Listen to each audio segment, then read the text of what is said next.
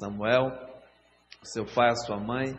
É um privilégio poder tê-los conosco hoje à noite, participando aqui do trabalho do Senhor.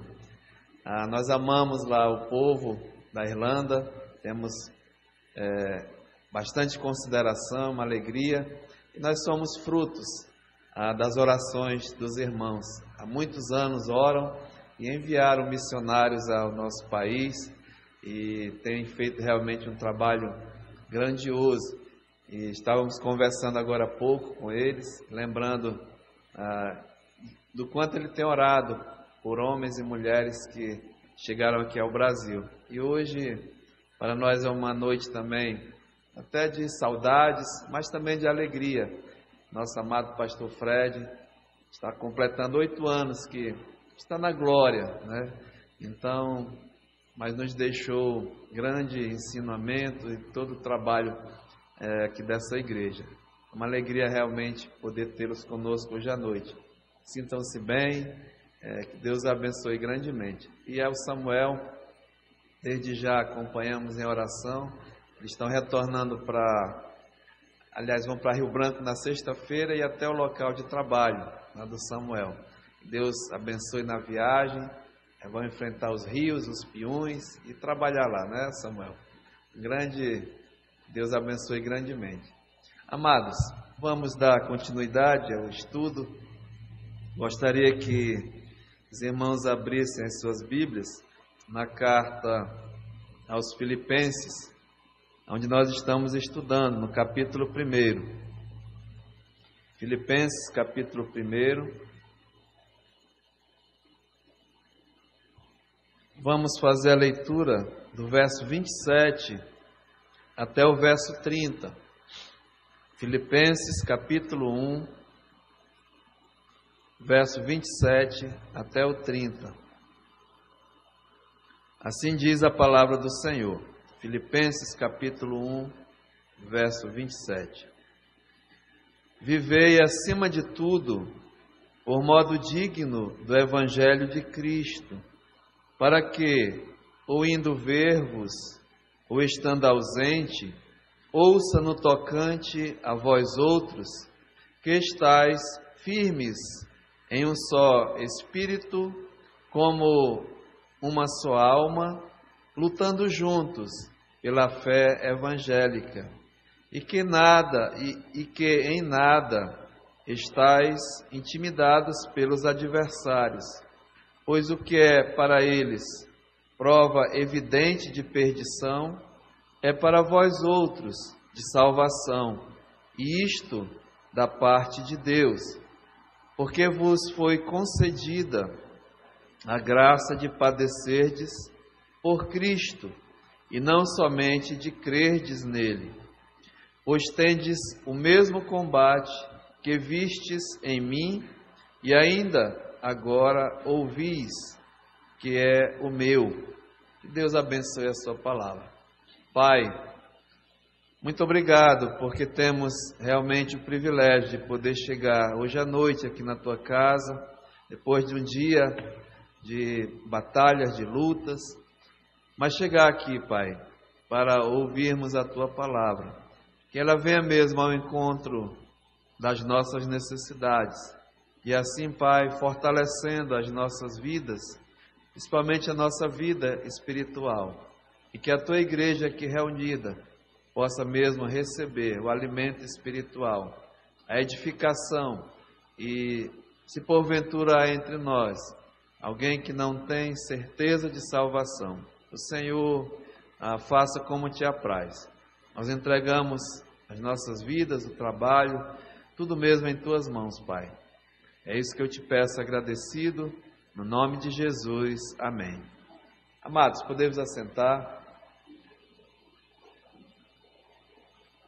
Irmãos, nos últimos estudos, nós estamos terminando assim esse capítulo 1, mas essa parte importante, onde Paulo ele enfatiza ali a igreja, ele quer mesmo cientificar os irmãos, ou seja, informar, inteirar, avisar, testificar a respeito do momento em que ele está passando ali em Roma.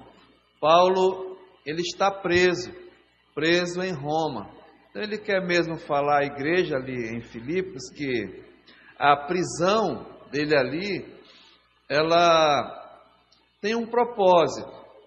E Paulo tem falado esse propósito da prisão dele, né, que ela tem contribuído para o progresso do Evangelho. E nós estávamos assim vendo que a prisão de Paulo, né, em relação ao que ele está dizendo ao progresso do Evangelho, por ser um líder, um grande líder, essa prisão não foi assim uma tragédia, não foi uma questão de um péssimo testemunho do apóstolo Paulo, também não foi por causa de um escândalo, né, do líder, um escândalo financeiro, um escândalo moral, sexual, nessas áreas, né? Não, a prisão desse homem também não significava uma derrota para o trabalho. Um líder preso, muitas vezes, é vergonhoso, né? E nós temos notícias até no nosso país. Mas nesse caso aqui, a prisão do Paulo, muito pelo contrário, ele diz, contribuiu para o progresso do Evangelho. Então nós estávamos vendo que essa prisão, o propósito dela foi até o progresso do Evangelho. Em que sentido? Paulo diz que as cadeias dele, a prisão, se tornaram conhecidas de toda a guarda pretoriana, né? A casa de César ficou conhecida, a prisão dele foi tão assim,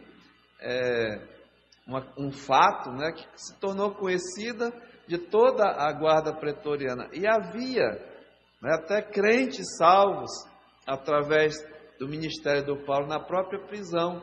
Era uma prisão domiciliar, mas aí ali soldados, né, ficavam guardando. E Paulo vendo, aliás, o soldado vendo, né, a pregação, o testemunho, muitos realmente se convertiu. A própria tradição diz que sempre tinha que trocar, né? Que o guarda chegava, daqui a pouco se convertia. Então, progresso mesmo. Paulo trata, né? Aqui no final dessa carta, olha, 4:21, ele diz, saudai a cada um dos santos em Cristo. Os irmãos que se acham comigo vos saúdam. Todos os santos vos saúdam, e especialmente os da casa de César. Então, o progresso ali do Evangelho na prisão, na guarda pretoriana. Não só isso, mas Paulo fala também que ficou conhecida de todo o povo, né, ali em Roma. Então, o povo estava sabendo, ou seja, o Evangelho estava sendo pregado. E Paulo fala também que o povo lá, a igreja local, tanto de judeus como de gentios, tiveram mais ousadia, né, de pregar realmente o Evangelho. Mais força, mais vigor. Então isso animou até a própria prisão do apóstolo Paulo. E eles pregavam por amor, por boa vontade, por sinceridade. E tinha um grupo também que pregava até por inveja, por ciúmes, por discórdia, de forma insincera. Mas, resumindo tudo isso, Paulo aqui no verso 18, ele diz, olha, todavia que importa, uma vez que Cristo, de qualquer modo, está sendo pregado, quer por pretexto, quer por verdade, também com isto me regozijo, sim, sempre me regozijarei. Ou seja, o progresso do Evangelho ali em Roma. Nós vimos outra coisa que contribuiu à prisão para o progresso pessoal do Paulo. Então, do verso 19 aqui em diante, ele fala, diz assim, olha, porque eu estou certo de que isto mesmo, pela vossa súplica e pela provisão do Espírito de Jesus Cristo, me redundará em em libertação. O progresso pessoal do apóstolo, a vida cristã dele, né? Ele tinha plena convicção, certeza, que a oração, tanto do povo de Deus, como do próprio Espírito Santo, a provisão, ia causar a ele uma libertação, como ele está dizendo, né? Ia atingir a liberdade. E nós já passamos por aqui, mas é só para mencionar. Paulo estava, de algum lado, falando da sua libertação da própria cadeia, né, onde ele estava preso, no momento presente. Se ele fosse solto, né, naquele momento, naquela hora, para ele era coisa maravilhosa, porque o propósito da vida dele era Cristo. Ele diz aqui, porque para mim o viver é Cristo, né? Então, se ele fosse liberto, ele ia continuar a pregação, o trabalho dele. Mas também, por outro lado, ele diz, se a libertação fosse do corpo, né,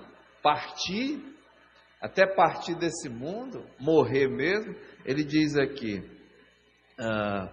verso 21, porquanto para mim o viver é Cristo e o morrer é lucro, ou seja, era prêmio, né?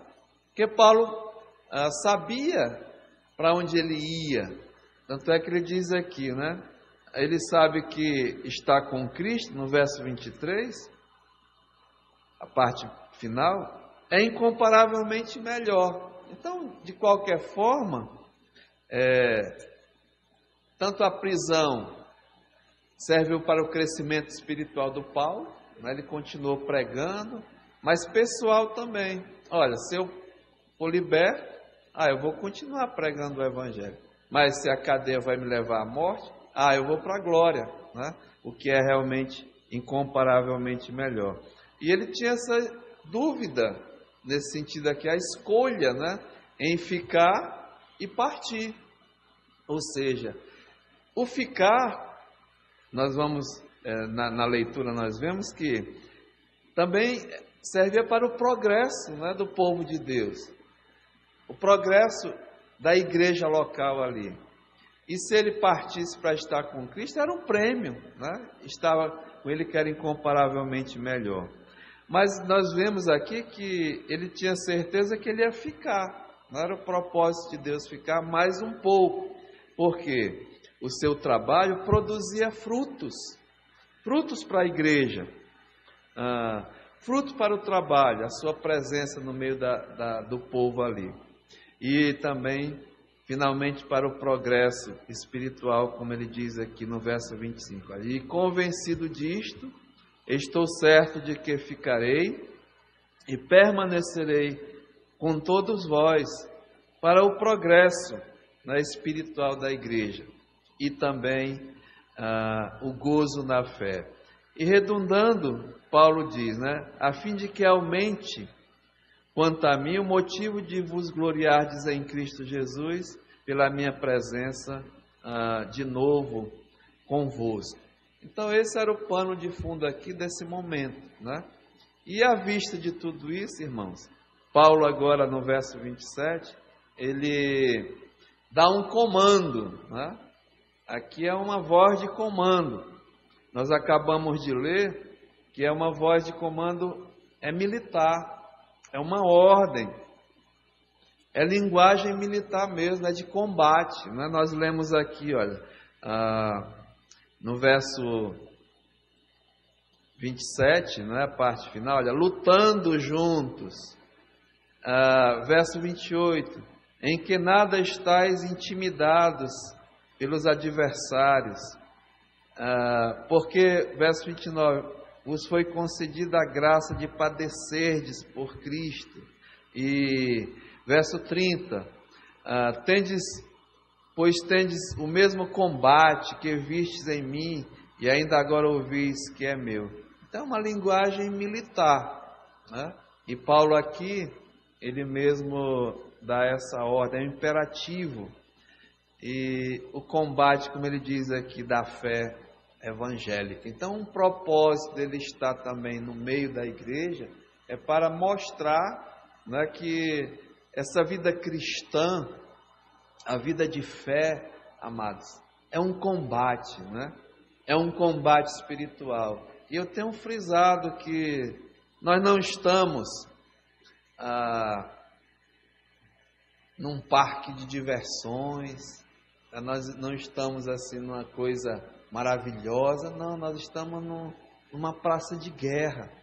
É um combate, é uma luta, é uma batalha espiritual, a vida cristã. E aqui Paulo vai chamar a nossa responsabilidade, né, como um soldado, como um combatente mesmo. Ele diz assim, olha, vivei acima de tudo por modo digno do Evangelho de Cristo. Então eu queria hoje à noite a gente começar, né, a trabalhar nesse combate cristão, no combate da fé evangélica, dizendo que nós temos aqui uma responsabilidade, né? Viver mesmo aqui, irmãos, é o nosso comportamento, é o nosso procedimento, é a nossa forma de viver, ou seja, a nossa responsabilidade. E ele continua, né? Acima de tudo, ou seja, não só a responsabilidade, mas a prioridade da nossa vida. Lembra que Paulo, ele chama a atenção, a prioridade dele, o viver é Cristo, né? O morrer para ele era lucro, mas aí ele exorta agora nós, a igreja, a nossa responsabilidade e que a nossa prioridade, acima de tudo, seja mesmo viver de uma forma digna, né? Em dignidade, assim, pelo Evangelho. Então, esses são os pontos que nós vamos salientar daqui em diante. Ou seja, olha, filipenses, vocês são romanos, né? Ali a cidade era dominada por Roma e eles cidadãos romanos. Só que agora vocês são nova criatura em Cristo. Eu estive aí, né, comecei a pregar o Evangelho. Nós vimos na introdução da carta a história da igreja ali em Filipos, as conversões que vinham. Vocês viram a luta que foi, a batalha que eu enfrentei. Quando eu fui preso aí também, fui aprisionado, levei chicotadas, chibatadas, junto com Sila, né? Vocês acompanharam. Aqui diz, olha, ele escrevendo aos Tessalonicenses, me fugiu aqui, mas ele comenta o quanto ele sofreu lá em Filipos, né? E vocês se tornaram salvos, crentes em Jesus Cristo. Agora, vocês são cidadãos não mais de Roma, né? Vocês vão viver como cidadãos dos céus. Veja o que ele diz aqui no capítulo 3, no versículo 20, olha.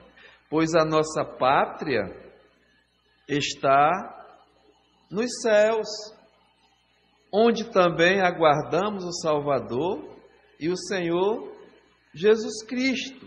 Não é? Então, ok, vocês são cidadãos romanos, vivem nessa terra, mas agora esse viver, a nossa responsabilidade, esse viver acima de tudo, a nossa prioridade, é de um modo digno do Evangelho de Cristo, não é? Em dignidade, de uma vez que o Evangelho foi que vos alcançou, vos tornou agora cidadãos dos céus. A nossa nova pátria é os céus. Vocês agora são peregrinos, são passageiros. Então, olha agora nosso modo de vida, né? Então, é isso que Paulo está chamando a atenção. Então, ele diz, olha, vivei, acima de tudo, por modo digno do Evangelho de Cristo. E como cidadãos, irmãos, dos céus, hoje à noite aqui, é isso que Paulo está também nos exortando e nos desafiando, não é? É uma ordem, é um imperativo, olha, vivei como cidadãos dos céus. Efésios capítulo 4, no versículo 1, nós passamos por aqui, Paulo diz assim, olha, rogo-vos, pois, o prisioneiro do Senhor, mesma situação, que andeis, né, de um modo digno da vocação a que fostes chamados. Então, é a maneira de andar, a maneira de viver, a nova, o nosso comportamento, o nosso procedimento. Colossenses capítulo 1, no versículo 10 diz assim, olha, a fim de viverdes de modo digno do Senhor. Né? Então veja, ele está chamando a atenção que os salvos por Jesus Cristo têm que viver de um modo digno do Senhor. No capítulo 3 de Colossenses, clareia mais ainda, né? No verso 1 ele diz, olha, portanto, fostes ressuscitados juntamente com Cristo, buscai as coisas lá do alto, onde Cristo vive, assentado à direita de Deus. Pensai nas coisas lá do alto, não nas que são aqui da terra, porque morrestes e a vossa vida está oculta juntamente com Cristo em Deus. Quando Cristo quer a nossa vida se manifestar, então vós também sereis manifestados com Ele em glória. Mas é o viver no presente, né? Então veja, é uma nova mentalidade, é uma nova pátria, é um novo alvo, é um novo procedimento, é uma nova vida como cidadãos dos céus. 1 Tessalonicenses capítulo 2, 1 Tessalonicenses capítulo 2, versículo 11 e 12, diz assim, olha, e sabeis ainda de que maneira como o Pai a seus filhos e a cada um de vós exortamos, consolamos e admoestamos para viverdes por modo digno de Deus, que vos chamou para o seu reino e glória. Então, irmãos, né, essa chamada aos filipenses, à igreja ali em Filipos, é para que, olha, vocês estão presentes, são romanos, estão sob a jurisdição de Roma, sobre as suas leis, mas agora, né, vocês são cidadãos dos céus, pertencem a uma nova pátria celestial. Portanto, vivam agora, né, tenham a responsabilidade, colocam como prioridade nas vossas vidas, viver de uma forma digna, em dignidade. Então, irmãos, hoje à noite eu queria começar dizendo assim, como nós podemos viver e como nós vamos viver, né, essa nova vida dignamente, em dignidade. A primeira coisa, nós devemos nos portar como filho de Deus, né? E a maneira de nos portar como filhos de Deus, com a nova natureza divina, que Deus realmente nos deu, nós passamos a ser filhos de Deus, e nós devemos andar como tais, né, como filhos de Deus. E aí o apóstolo Paulo, nas suas cartas, ele coloca bem claro como nós não devemos andar mais, né, a parte negativa. Como nós não devemos mais nos portar, como nós não devemos mais viver como filhos de Deus. E aí, irmãos, aqui no capítulo 3, ele mostra, né, do Filipenses, diz assim, olha, uma coisa é muito séria e até grave, porque ele diz assim, olha, Colossenses capítulo 3, verso 18, pois muitos, não são poucos não, muitos, andam entre nós, dos quais repetidas vezes eu vos dizia, e agora vos digo, até chorando, que são inimigos da cruz de Cristo. O destino deles é a perdição, o Deus deles é o ventre, e a glória deles está na sua infâmia, visto que só se preocupam com as coisas terrenas. Então, ele estabelece aqui que mesmo no meio da igreja lá, havia pessoas que, ele dizia, são inimigos da cruz de Cristo, pela forma de viver, pelo seu comportamento, pelo seu procedimento, né? É muito triste isso aqui, ou seja, viviam de uma forma indigna, não dignamente, não como verdadeiros filhos de Deus, né?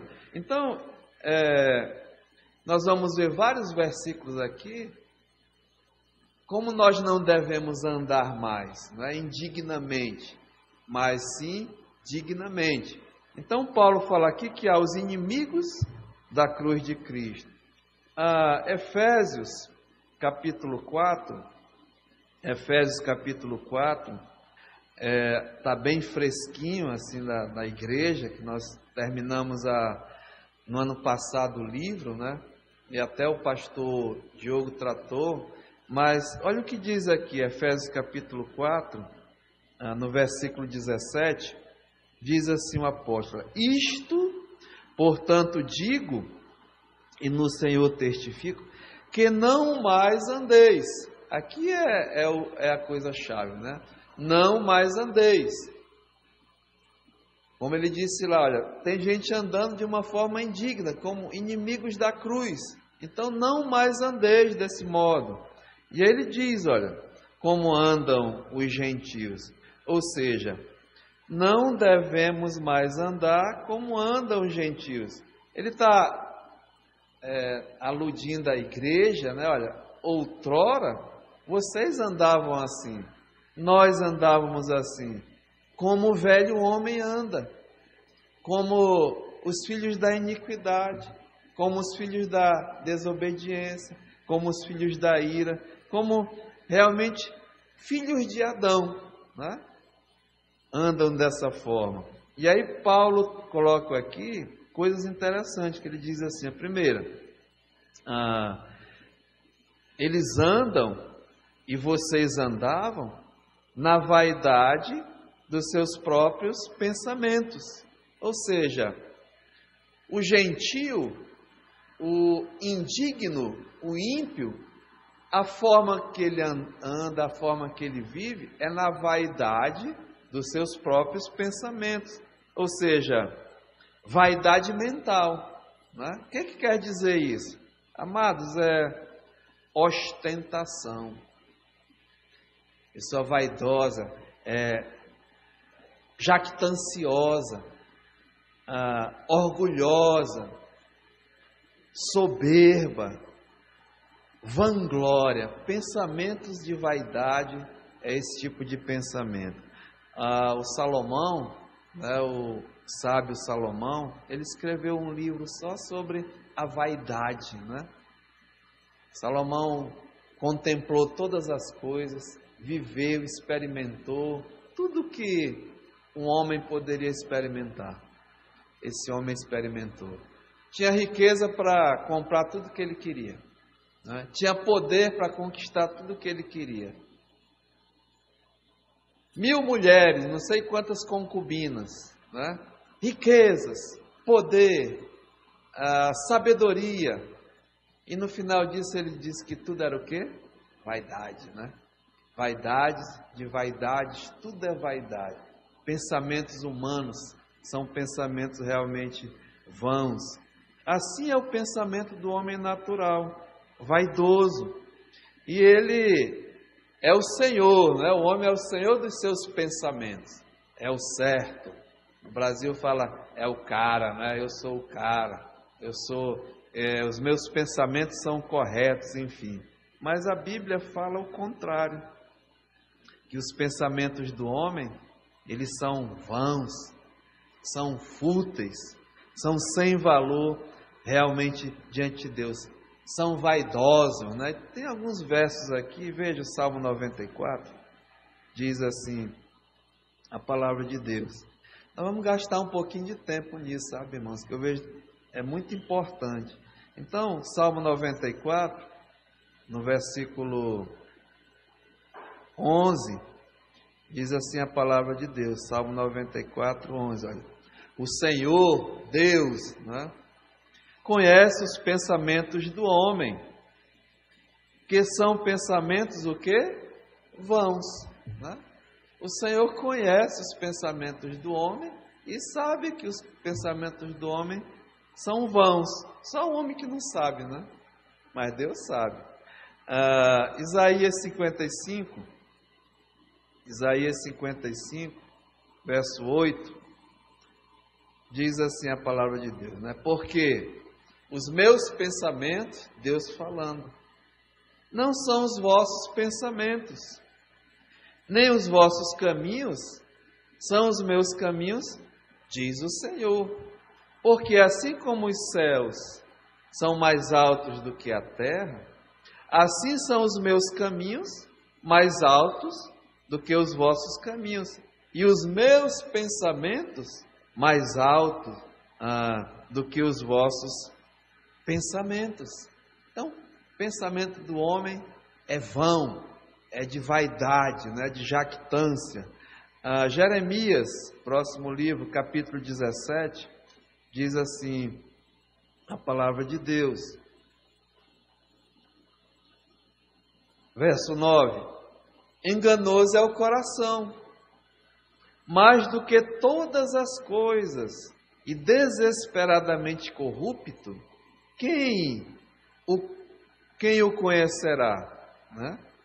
Eu, Senhor, eu esquadrinho o coração. O coração é um órgão que não pensa, mas é o da emoção, né? Do sentimento. Então Deus está dizendo, olha, eu esquadrinho o coração, eu provo os pensamentos, e isto para dar a cada um, segundo o seu proceder, segundo o fruto das suas ações. Ou seja, os gentios, né? O ímpio, o iníquo, ele anda conforme os seus pensamentos, achando que está fazendo o que é certo, mas é coisas vãs. Eu lembro que o nosso pastor Fred dizia, né? O homem não é o que ele pensa que é, mas o que ele pensa, isto ele é. Ou seja, iníquo, né? Pecador, enganoso no seu coração. Romanos capítulo 1, diz assim, Romanos capítulo 1, verso 21 e 23, olha, porquanto tendo conhecimento de Deus,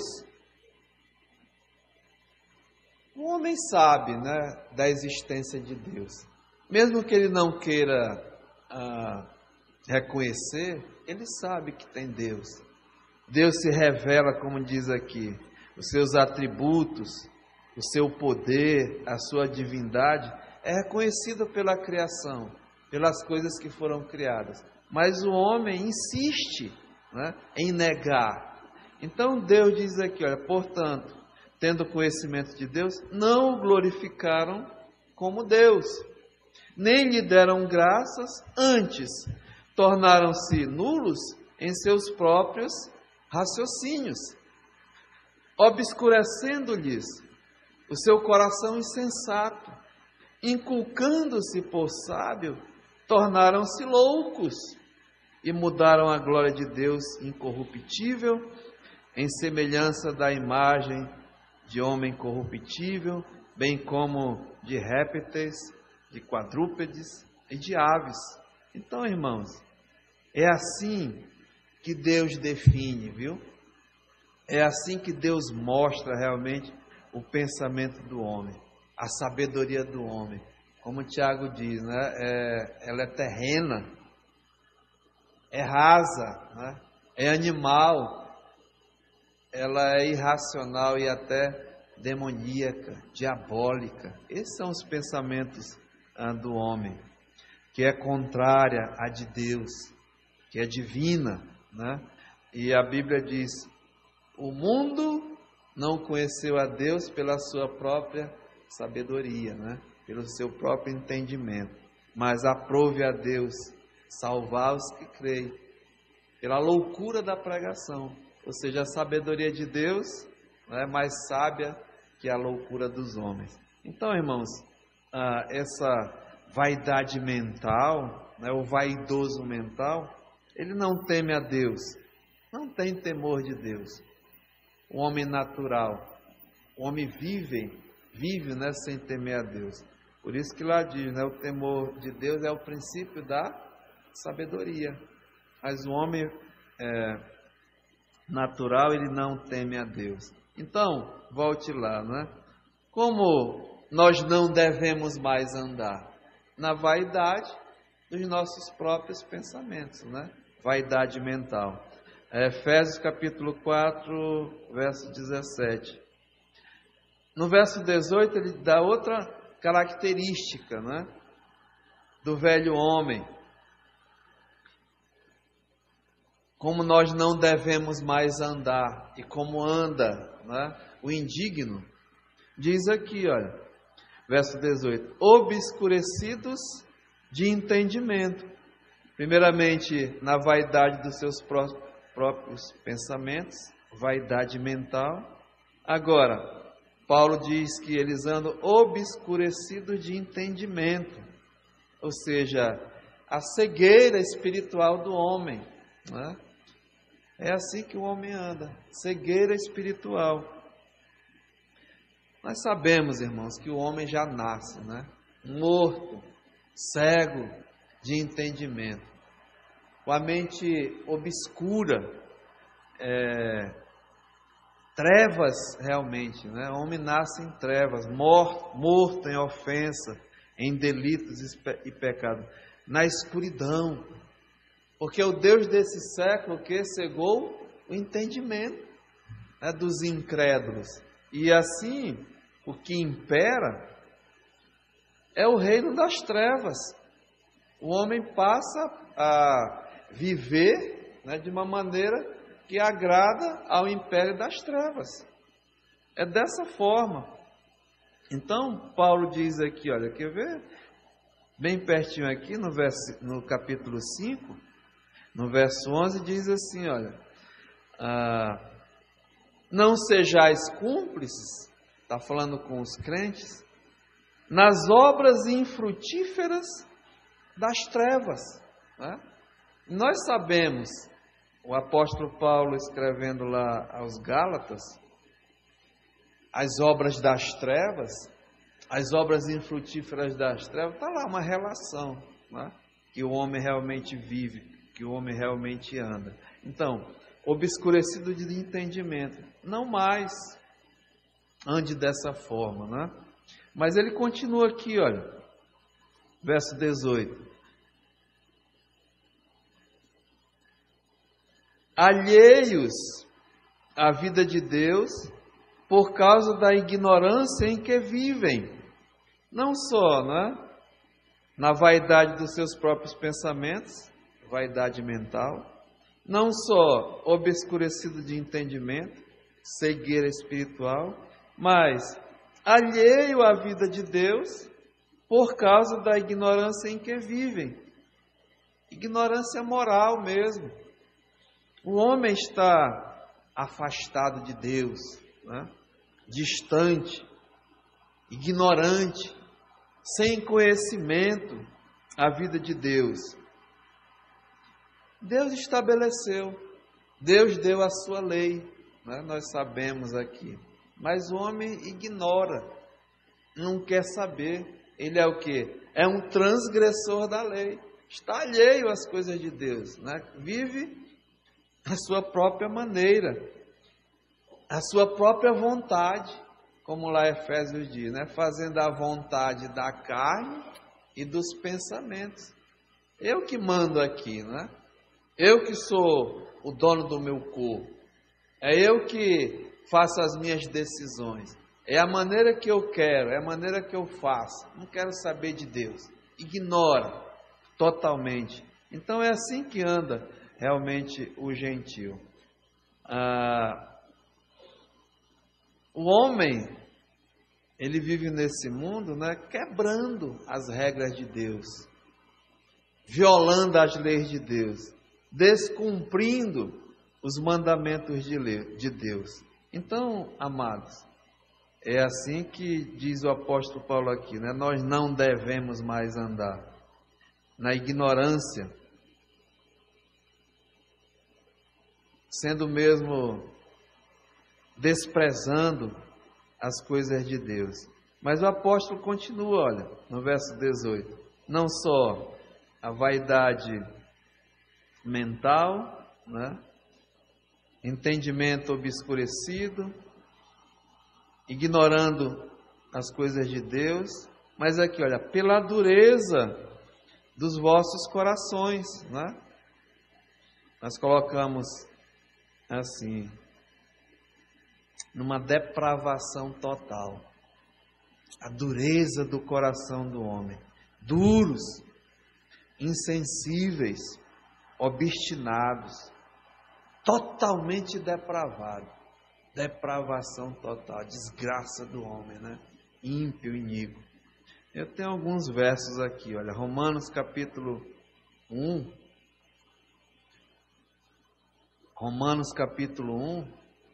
verso 24, né?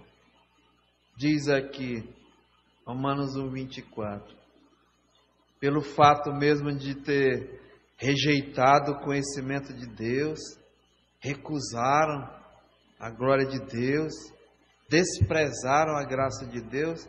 Verso 24 diz, por isso Deus entregou tais homens à imundícia, pela concupiscência de seus próprios corações, para desonrarem os seus corpos entre si, pois eles mudaram a verdade de Deus em mentira, adorando e servindo a criatura em lugar do Criador, o qual é bendito eternamente. Amém.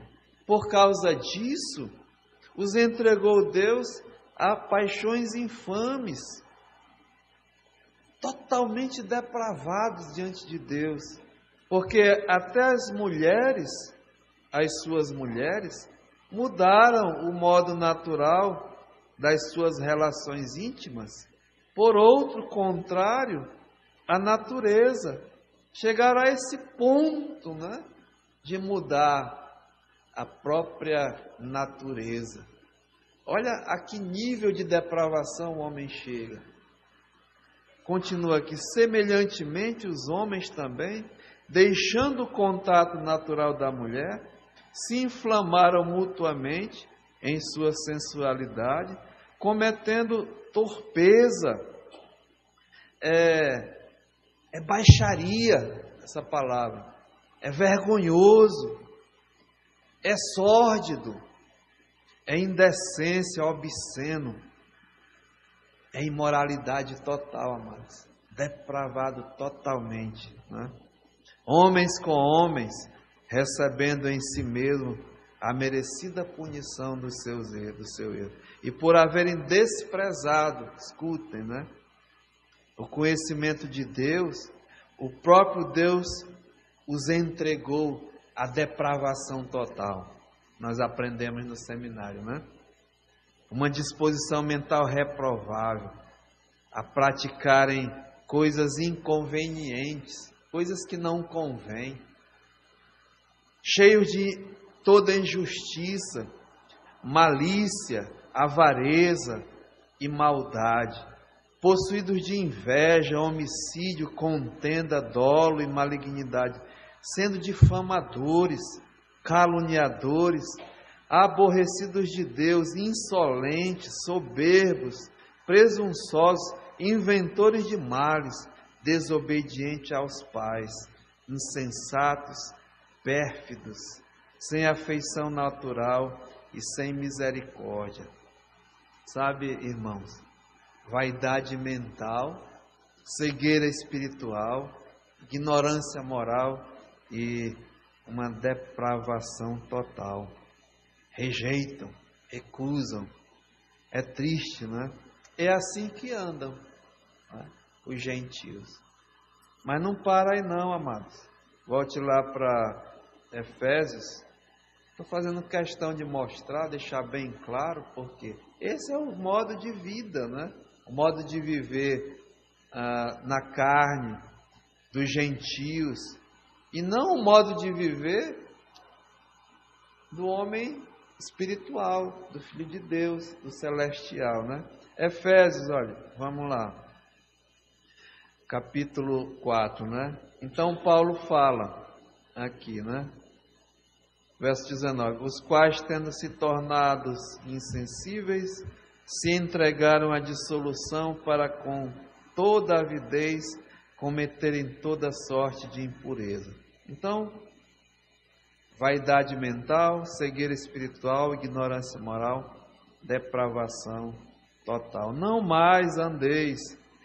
No capítulo, no verso 24, ele continua aqui, olha, no verso 25. Por isso, olha, deixando a mentira. É assim que eles andam, mentindo. No verso 26 diz, olha, irai-vos e não pequeis. Está tratando aqui da ira santa, a ira contra o pecado. A ira de Deus é contra o pecado. Diz aqui, não se ponha o sol sobre a vossa ira, nem deis lugar ao diabo. Não mais o diabo, né, sendo aquele que dirige. Lá Efésios fala, né, vós andastes outrora segundo o príncipe da potestade do ar, do espírito que agora atua nos filhos da desobediência. Paulo continua, olha, aquele que furtava, né, não furte mais. Verso 29, não saia da vossa boca nenhuma palavra torpe. E verso 30, não entristeçais o Espírito Santo de Deus, no qual fostes selados para o dia da redenção. Eu estou enfatizando a parte negativa, como andam, né, os gentios. Continua, amados, no capítulo 5, tem uma série de is aqui, né? Paulo começa que nós devemos ser imitadores de Deus e andar como filhos de Deus, como filhos amados de Deus. E não mais, né? É esse que é a ênfase aqui, não mais andar. Veja, verso 3. Na impudicícia e toda sorte de impureza ou cobiça, nem sequer se nomeie entre vós.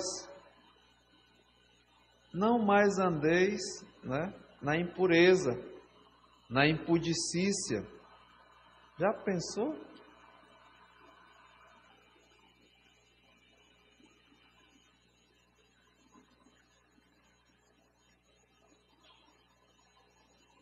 Imoralidade, né? Está tudo incluído. Ilícitas relações sexuais, com toda sorte de cobiça.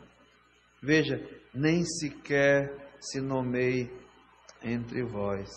No verso 4, Paulo fala aqui, olha, nem conversação torpe, nem palavras vãs ou chocarrices, coisas essas inconvenientes, né? Inconvenientes coisas, conversação torpe, que não edifica, né? Coisas que não é mais para estar se tratando no meio da igreja, no meio numa conversa, né?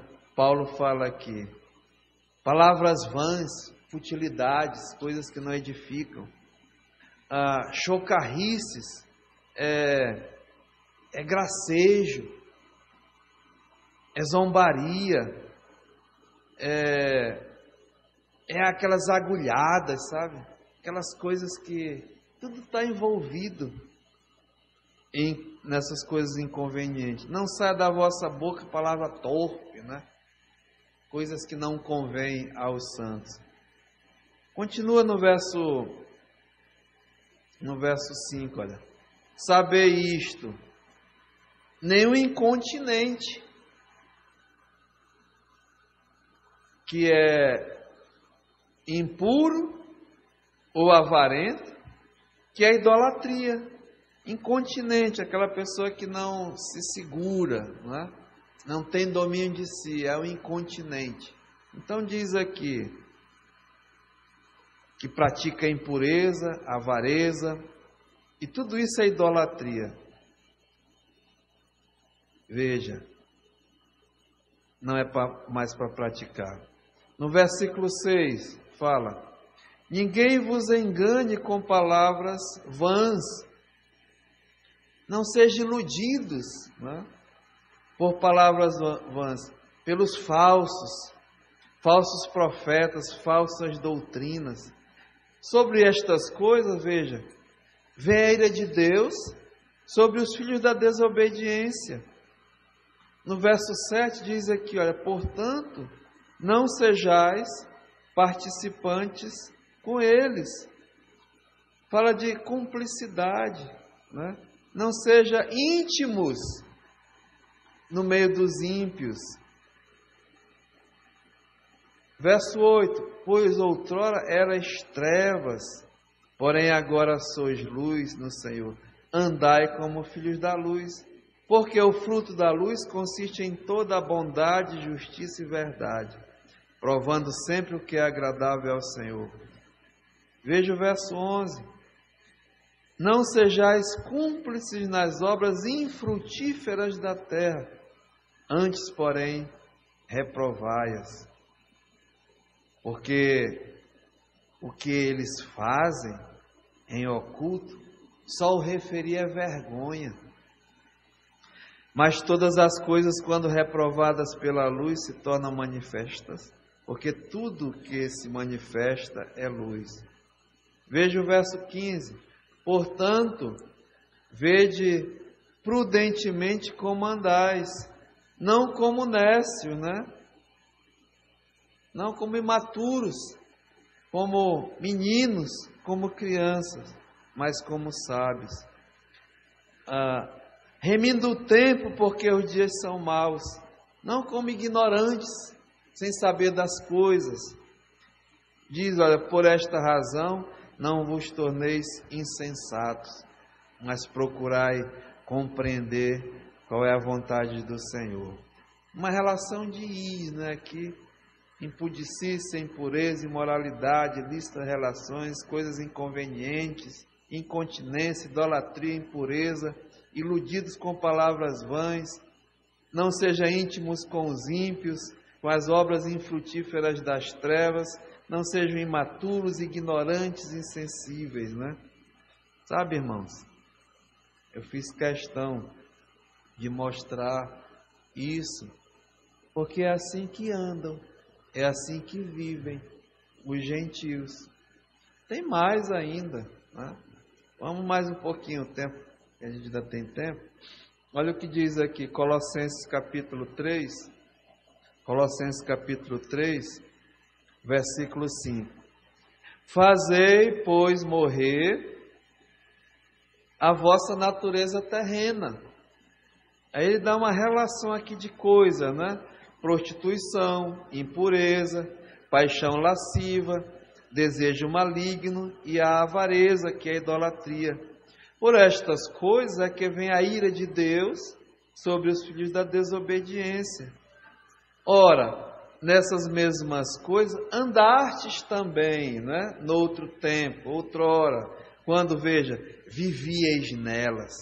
Agora, porém, despojai-vos igualmente de tudo isso: ira, indignação, maldade, maledicência, linguagem obscena do vosso falar. Não mintais uns aos outros, uma vez que vos despistes do velho homem e de seus feitos. Veja 1 Tessalonicenses capítulo 4. 1 Tessalonicenses capítulo 4.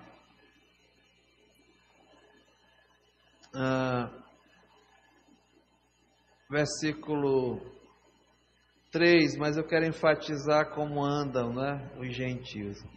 Pois esta é a vontade de Deus, a vossa santificação, que vos abstenhais da prostituição, que cada um de vós saiba possuir o próprio corpo em santificação e honra, não com desejo de lascívia, como os gentios que não conhecem a Deus, que nesta matéria ninguém ofenda nem defraude ao seu irmão, porque o Senhor, contra todas estas coisas, como antes vos avisamos e testificamos claramente, é o vingador. Porque Deus não nos chamou para a impureza, e sim em santificação. 1 Timóteo, capítulo 1. 1 Timóteo, capítulo 1, verso 9, diz assim a palavra de Deus: tendo em vista que não se promulga a lei para quem é justo, mas para, veja, transgressores, rebeldes, irreverentes, pecadores, ímpios, profanos, parricidas, matricidas, homicidas, impuros, sodomitas, raptores de homens, mentirosos, perjuros e para tudo quanto se opõe à sã doutrina, segundo o evangelho da glória de Deus, bendito do qual fui encarregado.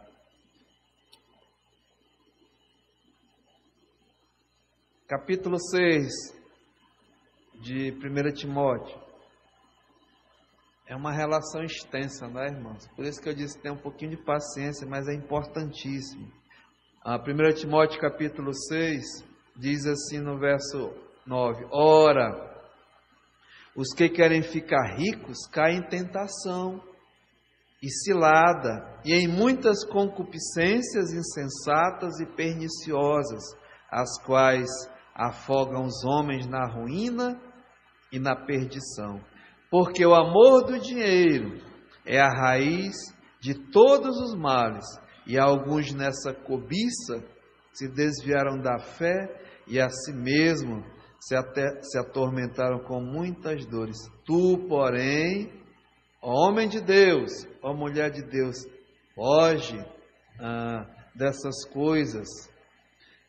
2 Timóteo, capítulo 3, sabe, verso 1, porém nos últimos dias sobrevirão tempos difíceis, pois os homens serão egoístas, avarentos, jactanciosos, arrogantes, blasfemadores, desobedientes aos pais, ingratos, irreverentes, desafeiçoados, implacáveis, caluniadores, sem domínio de si, cruéis, inimigos do bem, traidores, atrevidos, enfatuados, antes amigos dos prazeres que amigos de Deus.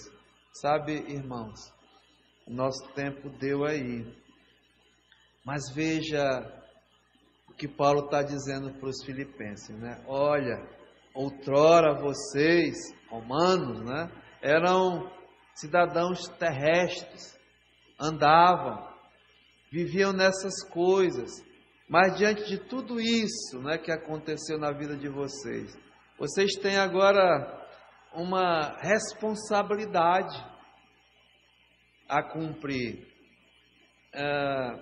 uma prioridade na vida de vocês a realizar, né? E andar em dignidade, viver acima de tudo como cidadãos dos céus, né?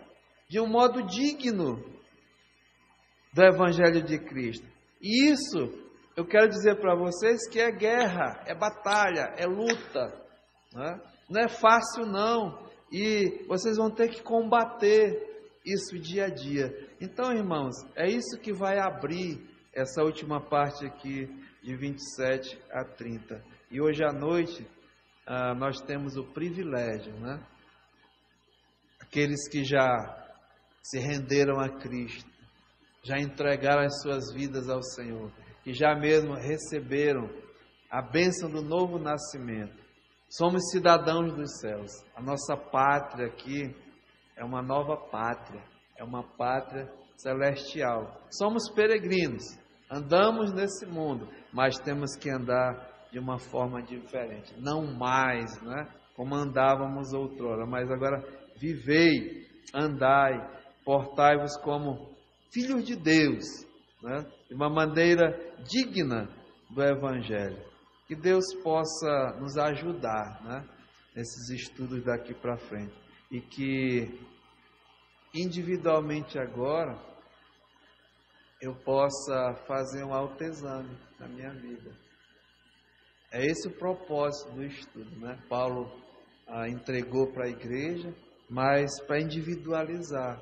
Olha, Herbert, viva agora, né, a tua maneira de viver de um modo digno do Evangelho de Cristo. E eu digo para os amados, é uma guerra, viu? É uma batalha porque temos inimigos, né?